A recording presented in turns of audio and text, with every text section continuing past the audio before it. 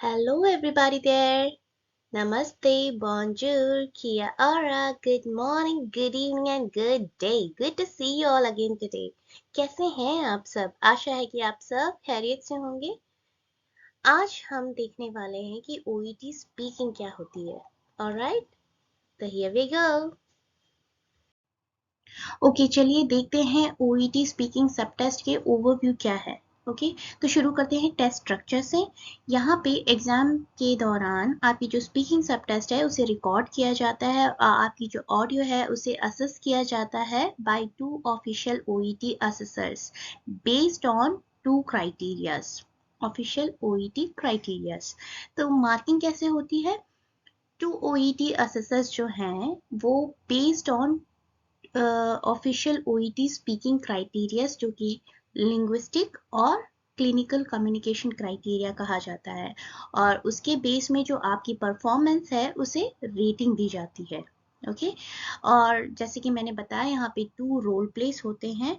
Profession specific होता है, जिस किसी मेडिकल प्रोफेशन में आप हैं, फॉर एग्जांपल अगर नर्स हैं तो नर्स का रोल अदा करेंगे, अगर फार्मासिस्ट, डॉक्टर, फिजियोथेरेपिस्ट, जो भी आपका प्रोफेशन है वो रोल आप लेंगे। और एक इंटरलोकेटर होते हैं जो आपके डायलॉग एक्सचेंज करने में आपकी मदद करते हैं, तो वो प्ले करेंगे आपके ओपोजिट, या तो पेशेंट का रोल या फिर पेशेंट के रिलेटिव या किसी कैरर का रोल। ओके तो आपको 3 मिनट प्रिपरेशन के लिए दिया जाता है और 5 मिनट जो है आपको रोल प्ले का दिया जाता है, और इस 3 मिनट के दौरान आपको कुछ भी डाउट है आप क्लियर कर सकते हैं। क्यू कार्ड आपको दिया जाता है तो उसके लिए आप प्रिपेयर हो जाते हैं, और आपको एक पेपर और पेंसिल पेन दिया जाता है जिससे अगर आपको की पॉइंट्स नोट डाउन करने हैं जो आपको ताकि आप भूल ना सके, मतलब 5 मिनट के रोल प्ले में जो भी आपको स्पेसिफाई करनी है, ओके रिमाइंड करने के लिए आप कुछ पॉइंट्स लिख सकते हैं, वहाँ पर प्रिपेयर रहेंगे उससे। और ये जो ड्यूरेशन है आपको ओवरऑल 20 मिनट्स का रहता है, जिसमें आपको 2 रोल प्लेस कंप्लीट करनी होती है। ऑलराइट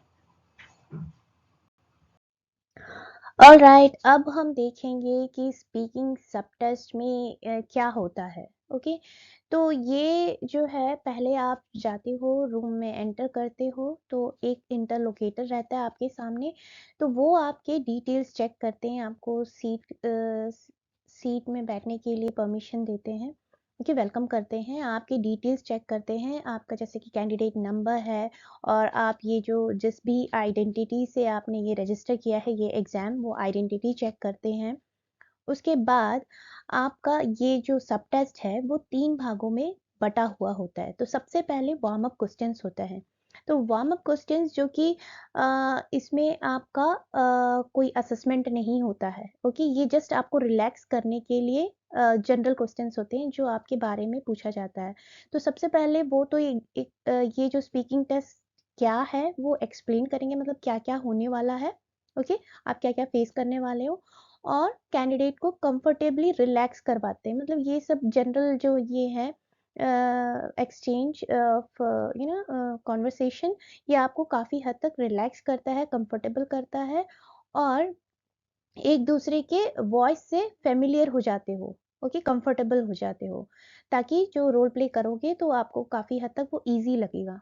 ओके तो ये जो जनरल क्वेश्चंस हैं उसमें एरियाज जो वो इंक्लूड करते हैं वो आपका प्रोफेशनल इंटरेस्ट होता है, प्रीवियस वर्क एक्सपीरियंस या फ्यूचर प्लान्स, ये सब होता है आपके प्रोफेशन से रिलेटेड, मतलब जनरल क्वेश्चंस। सेकेंड स्टेज में आता है आपका फर्स्ट रोल प्ले, जहां आपको रोल प्ले क्यू कार्ड दिया जाता है। क्यू कार्ड का एक हिस्सा आपके पास रहता है, दूसरा हिस्सा जो है वो इंटरलोकेटर के पास होता है, और वो इस तरीके का बनाया हुआ है ताकि वो डायलॉग एक्सचेंज किया जाए साइमल्टेनियसली। ओके तो कैंडिडेट जो है आपके पास रोल प्ले कार्ड है, और प्रिपरेशन के लिए आपको दिया जाता है 2 to 3 मिनट्स। ओके और इस ड्यूरेशन पे आपको कुछ भी डाउट हो वो आप क्लियर कर सकते हो इंटरलोकेटर से। फॉर एग्जांपल आपको कुछ समझ में नहीं आया है, कोई वर्ड आपको डिफिकल्ट लगती है, या फिर उसे कैसे प्रोनाउंस करते हैं वो आपको समझ में नहीं आया है, तो आप उनसे पूछ सकते हैं। कोई भी किसी भी तरह की कोई भी दिक्कत आपको क्यू कार्ड में नज़र आती है, उससे रिलेटेड कोई भी प्रश्न है तो आप उस ड्यूरेशन में मीन्स प्रिपरेशन टाइम में उनसे पूछ सकते हैं। और एक और बात आपको पूछनी रहेगी कि ड्यूरिंग द रोल प्ले आप उनको क्या संबोधित कर सकते हैं, मतलब किस नाम से पुकारे या क्या कह सकते हैं। ओके, वो भी आपको इन 2 to 3 मिनट्स के दौरान ही आपको पूछ के रेडी रहना है। ऑलराइट, फिर आपका जो है रोल प्ले स्टार्ट होगा वो 5 मिनट्स, जिसमें आपको जो टास्क है उसमें दिए गए सारे टास्क को कवर करना है। ऑलराइट, और डायलॉग ऐसे नहीं कि आप 5 मिनट्स में you are rushing to finish your task, ऐसा नहीं। ये ऐसा होना चाहिए कि म्यूचुअल पार्टिसिपेशन चल रहा है, मतलब वो प्रश्न पूछेंगे, आप उत्तर दे रहे हो, और आप प्रश्न पूछ रहे हैं, वो अपना उत्तर दे रहे हैं, वो अपना कंसर्न्स बता रहे हैं, आप रिस्पॉन्ड कर रहे हो। इस तरीके का म्यूचुअल कॉन्वर्सेशन रहता है। ऑलराइट, उसके बाद once you finish your first cue card, उसके बाद सेम प्रोसीजर रिपीट होती है आपके second role play cue card के लिए। Alright, same 3 + 5 minutes. Alright, okay, चलिए अब देखते हैं कि असेसमेंट क्राइटेरिया क्या होता है। और जैसे कि मैंने बताया कि यहाँ पे 2 मेन क्राइटेरियाज होते हैं जिसके बेस में आपकी स्पीकिंग सब टेस्ट को असेस किया जाता है, जो है लिंग्विस्टिक क्राइटेरिया और क्लिनिकल कम्युनिकेशन क्राइटेरिया। अब हम वन बाय वन देखेंगे कि इसमें क्या क्या होता है। ओके, तो लिंग्विस्टिक क्राइटेरिया के अंडर में intelligibility, fluency, appropriateness of language, resource of grammar, ये सबके बेस में होती है आपकी असेसमेंट। तो सबसे पहले देखेंगे कि इंटेलिजिबिलिटी में क्या होता है। तो यहाँ पर आप जो कुछ भी अपने लिसनर को कह रहे हैं वो किस हद तक क्लियर है उनके सुनने और समझने की क्षमता के अनुसार। तो आप जो pronunciation, intonation and accent use करते हैं वो किस हद तक इफेक्टिवली इम्पैक्ट करता है आपकी कम्युनिकेशन को। और नेक्स्ट जो है वो फ्लुएंसी, इसमें आपकी स्पीड और स्मूथनेस ऑफ योर स्पीच को देखा जाता है कि किस हद तक वो लिसनर की अंडरस्टैंडिंग के लेवल पर है। तीसरा जो है वो अप्रोप्रिएटनेस ऑफ लैंग्वेज है, इसमें ये देखा जाता है कि आपकी जो लैंग्वेज टोन एंड प्रोफेशनलिज्म है वो आपके लिसनर की अंडरस्टैंडिंग और कंफर्ट तक किस हद तक जो इम्पैक्ट बना रहा है। और जो लास्ट वन है resources of grammar and expression है, यहाँ पर ये देखा जाता है कि जो आपकी level of grammatical accuracy and vocabulary choices है वो लिसनर की अंडरस्टैंडिंग में किस हद तक एक इम्पैक्ट बना पा रही है। ओके, अब नेक्स्ट हम देखेंगे कि क्लिनिकल कम्युनिकेशन क्राइटेरिया क्या है। और इसमें सबसे पहले जो है वो आता है रिलेशनशिप बिल्डिंग, जो कि बहुत बहुत इम्पॉर्टेंट है। जैसे ही आप अपनी बात को इनिशिएट करते हो तो आप देखा जाता है कि आपकी जो वर्ड ऑफ चॉइस है, फ्रेजेस ऑफ चॉइस है, आपकी कॉन्वर्सेशन को ओपन करने के लिए जो भी आप यूज़ कर रहे हैं किस हद तक इम्पैक्ट कर रहा है। और आप आप जिस तरीके से मतलब एम्पैथी और रिस्पेक्ट जो है वो डेमोन्स्ट्रेट कर रहे हैं वो किस हद तक एक इम्पैक्ट बना पा रहा है लिसनर्स के कंफर्ट के हिसाब से। ओके, जो नेक्स्ट है वो understanding and incorporating the patients perspective. तो यहाँ पे ये देखा जाता है कि आप किस तरीके से पेशेंट को इन्वॉल्व कर रहे हो, जिस किसी से भी आप बात कर रहे हो उन्हें भी इन्वॉल्व कर रहे हो अपने कॉन्वर्सेशन में। और आपकी जो ये इन्वॉल्वमेंट है वो किस हद तक लिसनर के अंडरस्टैंडिंग और कंफर्ट पे एक इम्पैक्ट बना पा रही है। ओके, नेक्स्ट जो है वो प्रोवाइडिंग स्ट्रक्चर है। तो आप जो कुछ भी इंफॉर्मेशन उन्हें प्रोवाइड कर रहे हो वो किस तरीके से आपने ऑर्गेनाइज किया है। ओके, और नेक्स्ट जैसे कि आप किसी नए टॉपिक को इंट्रोड्यूस कर रहे हो अपने डिस्कशन के बीच में, तो आप किस तरीके से वो इंट्रोड्यूस कर रहे हो, किस तरीके से आप ऑर्गेनाइज करके इंट्रोड्यूस कर रहे हो उनके समझ के लेवल तक। ओके, नेक्स्ट जो है वो इंफॉर्मेशन गैदरिंग है। यहाँ पे ये देखा जाता है कि आप किस टाइप के क्वेश्चंस को आप यूज़ कर रहे हो एक इंफॉर्मेशन गैदर करने के लिए। ओके, उनसे तो और किस तरीके से उनके रिस्पॉन्स को आप सुन रहे हो पेशेंटली। ओके, और उनको टाइम दे रहे हो अपनी बात रखने के लिए और उसके बेस में आप रिस्पॉन्ड करने के लिए प्रिपेयर हो रहे हो। ओके। नेक्स्ट जो है लास्ट वन वो इंफॉर्मेशन गिविंग है। तो यहाँ पे ये देखा जाता है कि आप किस तरीके से इंफॉर्मेशन को प्रोवाइड कर रहे हो उन्हें, और आप ये भी देख रहे हो, मेक श्योर कर रहे हो कि जो कुछ भी आप कह रहे हो या कह दिया है वो उनके लिसनर के कंफर्ट और अंडरस्टैंडिंग के लेवल के हिसाब से है, और वो समझ चुके हैं जो आप बताना या कहना चाहते हैं। जो भी आपकी एक्सपेक्टेशन है उस लेवल तक उनकी जो समझ है उसके हिसाब से आप अपनी इंफॉर्मेशन को प्रोवाइड कर रहे हो, और अगर ज़रूरत पड़ती है तो फर्दर एक्सप्लेनेशन भी आप प्रोवाइड कर रहे हो based on their understanding level, right. Okay, तो चलिए देखते हैं कि आपको जो 3 मिनट दिया जाता है प्रिपरेशन टाइम के लिए उसे कैसे इफेक्टिवली यूज़ किया जाए। ओके, तो यहाँ पर जो है आपको एक रोल प्ले कार्ड दिया जाता है, उसे आपको बहुत अच्छी तरीके से केयरफुली आपको पढ़ना है, और आपको ये मेक श्योर करना है कि उस कार्ड में हर आस्पेक्ट आप अच्छी तरीके से समझ गए हैं, और वहाँ पे एक भी वर्ड अगर आपको अनक्लियर लगता है तो ये अपॉर्चुनिटी ले कि उसे उसी वक्त आप क्लैरिफाई कर ले अपने डाउट्स को। ओके, एंड नेक्स्ट जो है आपको ये आइडेंटिफाई करना है कि आपका जो इंटरलोकेटर है वो क्या रोल अदा करने वाले हैं रोल प्ले के दौरान, और आपको एक्सक्यूज में कहते हुए उनसे ये पता लगाना है कि आप उन्हें रोल प्ले के दौरान क्या संबोधित कर सकते हैं, ओके, क्या पुकार सकते हैं। नेक्स्ट जो है आपको ये ध्यान रखना है, चेक करना है कि उस रोल प्ले कार्ड में कोई भी वर्ड, कोई मेडिकल टर्मिनोलॉजी है क्या। ओके, तो अगर है तो आपको मेक श्योर करना है कि उसे आपको सिंप्लीफाई करना है in a lay language to avoid medical terms in your conversation.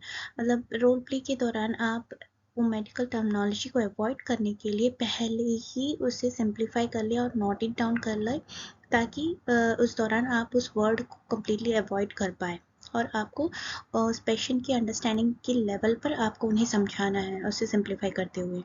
Okay, next जो है आपको सेटिंग समझनी होगी, सेटिंग क्या है उसे क्लियरली समझना होगा, ताकि वो उस रोल प्ले का अर्जेंसी आप समझ पाए और उसके हिसाब से आप रोल प्ले को प्रेजेंट कर पाए।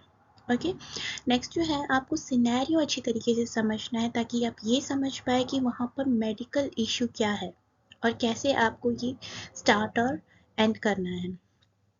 ओके, नेक्स्ट जो है आपको जो 1 बाय 1 टास्क दिए हैं उसे क्लियरली समझना है, और आपको रेडी रहना है सेटिंग और सिनेरियो जो दिया गया है उसके हिसाब से आपको कैसे ये कॉन्वर्सेशन जो है वो इनिशिएट करना है। ओके, और जो नेक्स्ट जो इम्पोर्टेंट थिंग है आपको ये ध्यान पे रखना है कि उसमें की वर्ब्स क्या दिया गया है, जैसे कि आपको कुछ पता लगाने के लिए दिया गया है, फाइंड आउट, या फिर कुछ रिक्वेस्ट करने के लिए कहा गया है, या फिर कुछ एक्सप्लेन करना है आपको, या फिर कुछ हाईलाइट करना है, या फिर सजेस्ट करना है पेशेंट को, या कुछ एडवाइस देनी है, या फिर कुछ रिकमेंडेशन कर देना है, या फिर रीएश्योर करना है। तो वो तभी पता लगेगा आपको करना क्या है उस की वर्ब्स के हिसाब से। तो उस पर आपको ध्यान रखना है कि क्या करना है ईच टास्क में आपको, और वो आपको गाइड करेगा कि आपको नेक्स्ट क्या कहना है। ओके, उसके हिसाब से आप अपने जो कॉन्वर्सेशन को मोल्ड कर सकते हो। ओके, एंड नेक्स्ट जो है बहुत बहुत इम्पॉर्टेंट चीज़ है जहाँ पे एक अच्छा इम्पैक्ट और इम्प्रेशन बना सकते हो, वो है कि आपको पेशेंट का सिनेरियो के बेस्ड में, सेटिंग और सिनेरियो के बेस्ड में आप पर्सन जो पेशेंट है उसका इमोशनल स्टेटस समझना है।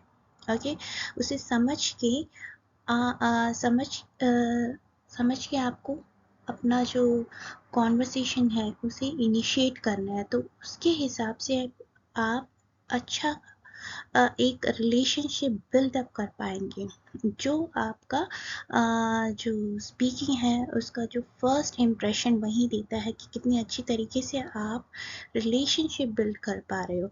तो ये तभी होगा जब आप वो पर्सन की इमोशनल लेवल को आप समझ पाते हो, इमोशनल स्टेटस को आप समझ पाते हो, और उसके हिसाब से आपको ये पता लगता है कि आपको पेशेंट को किस तरीके से कन्विंस करना है, या रीएश्योर करते हुए आप वो कॉन्वर्सेशन बिगिन करें। तो वहाँ आपका फर्स्ट इम्प्रेशन जाता है।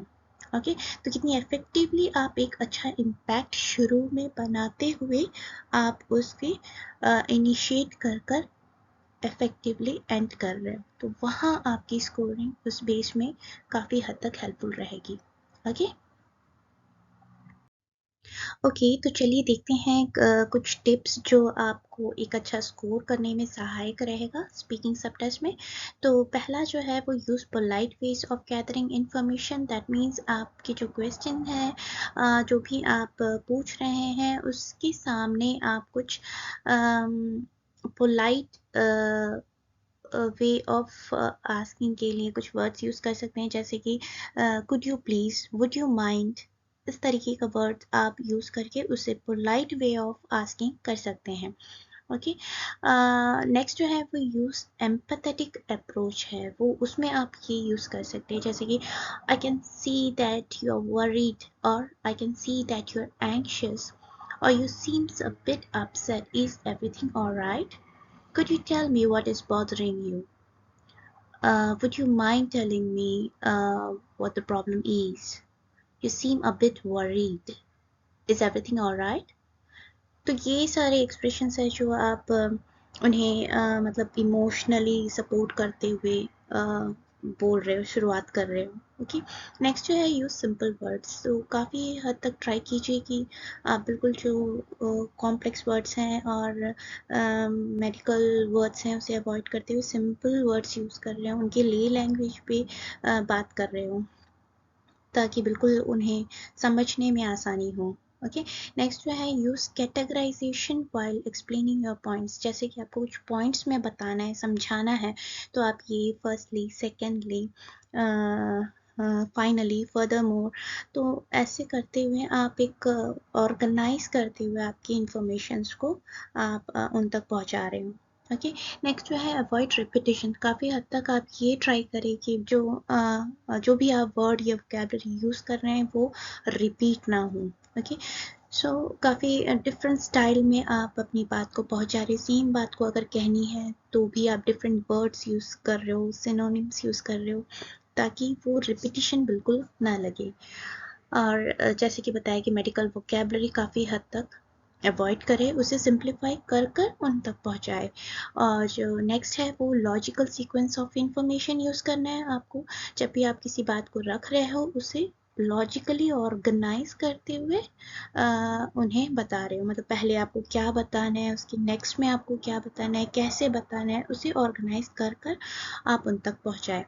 और नेक्स्ट जो है लास्ट, ये बिल्कुल ध्यान पे रखें कि कभी भी मतलब यू करके ना उन्हें संबोधित करें। जिस किसी से भी आप बात कर रहे हैं उनका नाम यूज़ करते हुए मिस्टर सो एंड सो पहले कर कर नेक्स्ट आप उनका डायरेक्ट नाम रख, जब भी उनको मतलब उनको यू जहाँ भी यूज़ करना है वहाँ पे मेक श्योर कि आप उनका नाम यूज़ कर रहे हो, उससे मोर रेस्पेक्टफुल लगता है।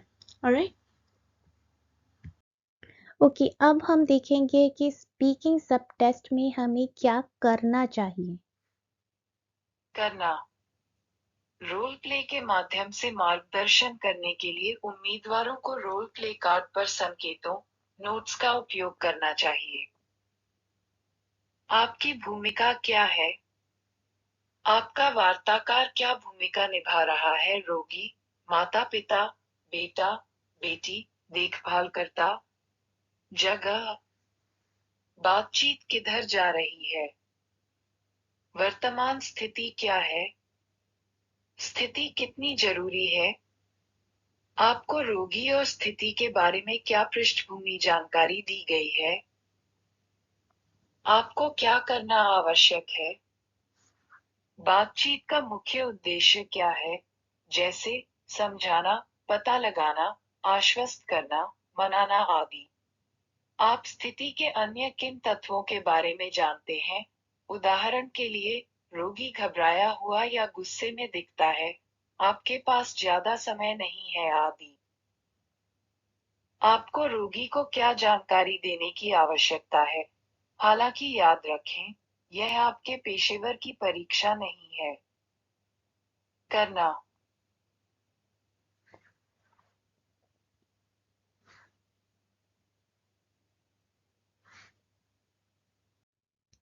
ओके, अब हम देख रहे जा रहे हैं ओईटी एग्जाम की last sub test, that is speaking. Okay, तो ये जो अभी तक जो हमने देखा था, लिसनिंग, रीडिंग, राइटिंग, ये तीनों एग्जाम बैक टू बैक होता है। ओके, आपको उसके बीच में कोई ब्रेक नहीं मिलता। लेकिन सब टेस्ट, ये जो स्पीकिंग है, उसके लिए आपको ये तीनों एग्जाम के बाद एक ब्रेक मिलता है। ओके, उसके बाद आपके रोल नंबर के हिसाब से आपको बुलाया जाता है, जहाँ एक रूम के अंदर, जहाँ एक इंटरलोकेटर होते हैं जो आपको एग्जामिन नहीं करेंगे, वो आपके डायलॉग एक्सचेंज के लिए हेल्प करेंगे। ऑलराइट, तो उसका जो है, ये जो है front page. Okay, speaking sub test का, जहां आपको ये इंफॉर्मेशन देके साइन करना है। और ये जो है आपका क्यू कार्ड। ओके, इस तरीके का होता है आपका क्यू कार्ड। तो ये जो हिस्सा रहेगा, ये आपके इंटरलोकेटर के पास रहेगा। ये पेशेंट या पेशेंट का केयर गिवर, पेरेंट या कोई भी। ओके, और ये जो है, ये आपको लेना है, प्रोफेशनल रोल है। ओके, तो ये जो, अगर डॉक्टर्स हैं तो डॉक्टर का रहेगा, या फिर फार्मासिस्ट, फिजियोथेरेपिस्ट, डाइटिशियन, जो भी मतलब ये एग्जाम ले रहे हैं, उनके हिसाब का क्यू कार्ड रहेगा, वो यहाँ पर लिखा रहेगा।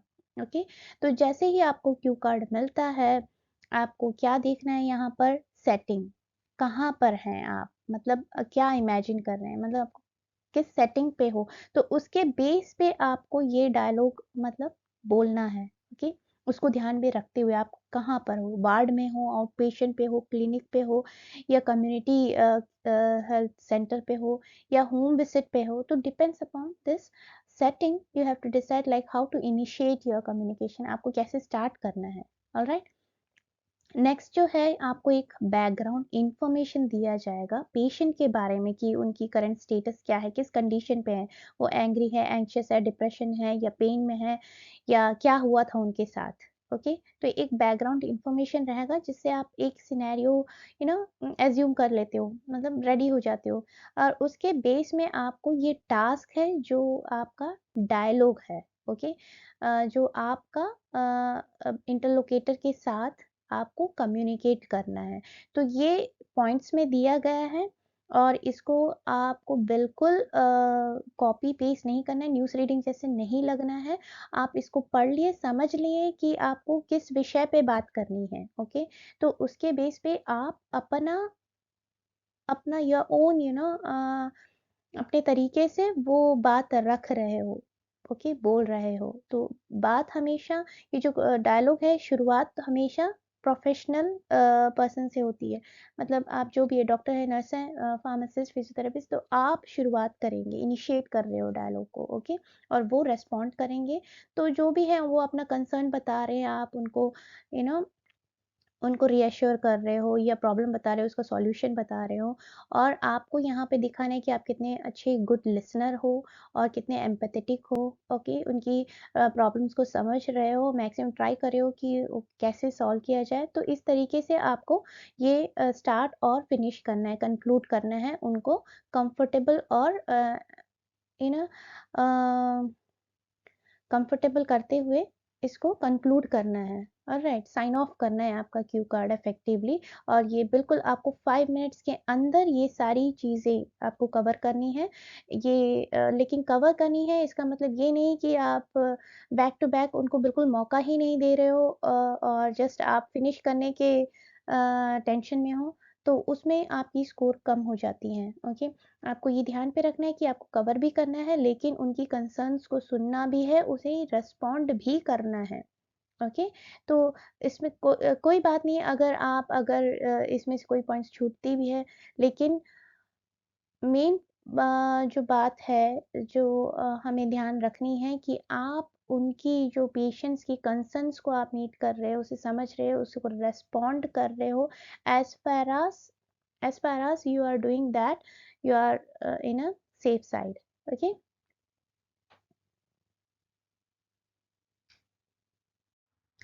आई होप ये स्पीकिंग सब टेस्ट का जो ओरिएंटेशन है ये काफ़ी हद तक आपको समझने में इजी रहा होगा, और अगर रहा होगा तो please don't forget to watch my next video on part 2 speaking orientation sign posting.